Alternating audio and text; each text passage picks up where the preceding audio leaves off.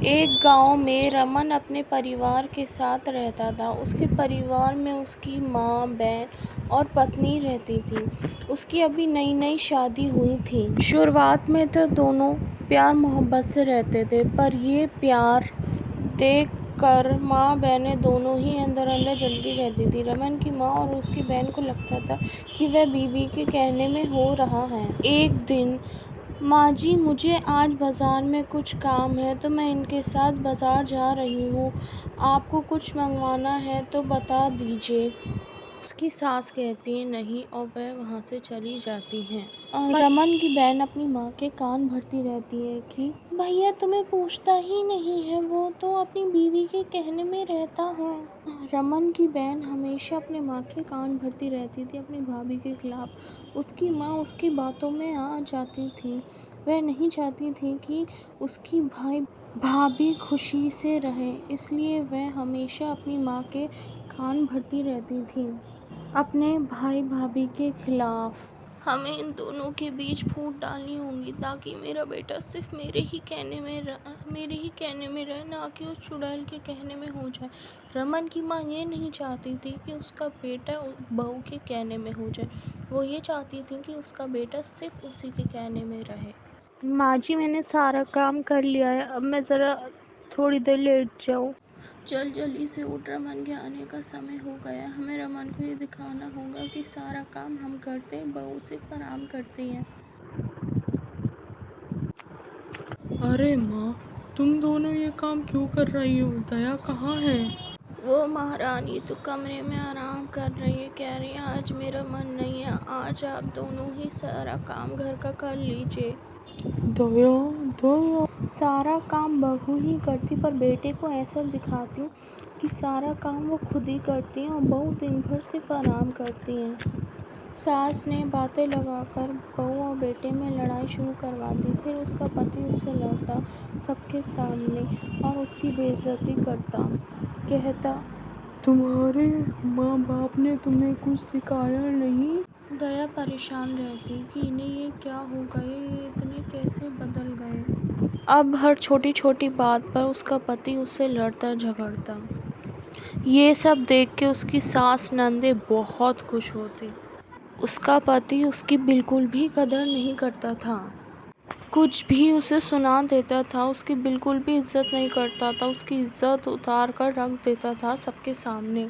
ये सब देख के दया खूब रोती और परेशान रहती। सास नंदे भी उसके साथ लड़ती झगड़ना शुरू कर दिया था, उसके माँ बाप को बुरा भला कहना, और अगर वो पलट के कुछ जवाब दे दे, उसकी सास उसके पति का इंतज़ार करती ताकि उसके पति से उसकी शिकायत कर सके, और जब वो घर आता तो उसकी शिकायत करती। उसका पति भी सिर्फ अपनी माँ की बात मानता, जो उसकी माँ कह दे वो पत्थर की लकीर होती उसके लिए। फिर उससे लड़ता झगड़ता माँ के कहने में आकर, और अगर वो कुछ कहती कि ये बात ऐसी नहीं थी, ये बात ऐसी थी, उसकी बात उसे गलत ही लगती और उसे हर वक्त बुरा भला ही कहता रहता। उसके घर वालों को, उसको खुद को, उसकी बिल्कुल इज्जत नहीं करता था।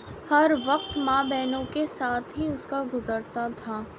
उसकी माँ बहनें आराम करती थीं और सारा काम उसकी पत्नी ही करती थी। कभी तबीयत ख़राब हो गई हो तो उससे कहती कि मुझे दवा दिला दीजिए, तो उसे दवा नहीं दिलाता और उससे कहता कि खुद ही ठीक हो जाएगा, मुझे ये सब बताने की ज़रूरत नहीं है। जाओ, बहुत हो गई बहानेबाजी, जाओ घर का काम करो, बहुत कर लिया आराम, जाओ चलो उठो और घर का काम करो। वह इस तबीयत ख़राब में भी सारा काम करती। उसके पति को उसकी ज़री सी भी कदर नहीं थी। वह हमेशा उसे डांटता रहता, हर छोटी छोटी बात पे उसे बुरा भला कहता रहता। वह सबके सामने उसका मजाक उड़ाता। वह बहुत परेशान थी और हर वक्त रोती रहती थी। जब भी उसकी माँ का फ़ोन आता, उसकी माँ पूछती कैसी हो बेटी, तो वो हमेशा यही कहती मैं ठीक हूँ, और ये ऐसा ही चलता रहा। एक दिन उसकी बर्दाश्त से बाहर हो गया था। बात ये हुई थी, उसकी सास उसे और उसके माता पिता को बुरा भला कह रही थी। उसने पलट के कह दिया कि माँ जी मुझे माफ़ करो, बस करो, मुझे माफ़ कर दो। बस सब उसके ऊपर चढ़ पड़े और उसने बहुत परेशान होकर अपने घर वालों को सब बताया। उसके घर वालों ने कहा यहाँ पर आ जा। घर छोड़ के अपनी माँ के यहाँ जाने लगी। जाते जाते भी पति ने ताना मारा। तू एक मनहूस है। ये बात सुनकर उसका दिल टूट जाता है और वो कहती है, मैं इस घर में कभी वापस नहीं आऊंगी। कुछ दिन बाद एक कप जरा चाय लेके आओ।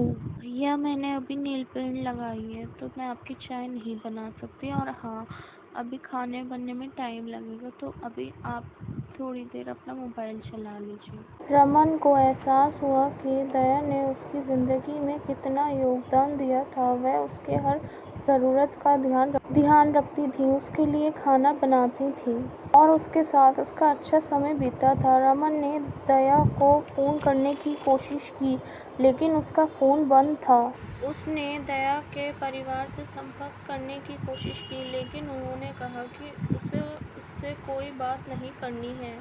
रमन को एहसास हुआ कि उसने दया को खो दिया है।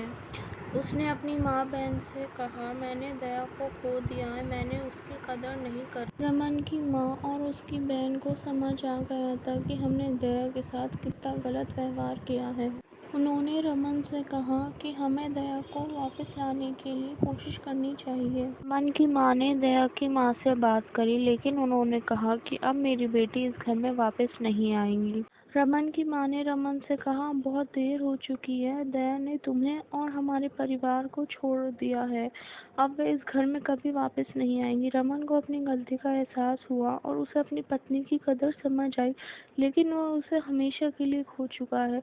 इस कहानी से हमें ये सीखने को मिलता है कि हमें अपनी पत्नी की कदर करनी चाहिए, उनसे प्यार करना चाहिए, उनके सम्मान करना चाहिए।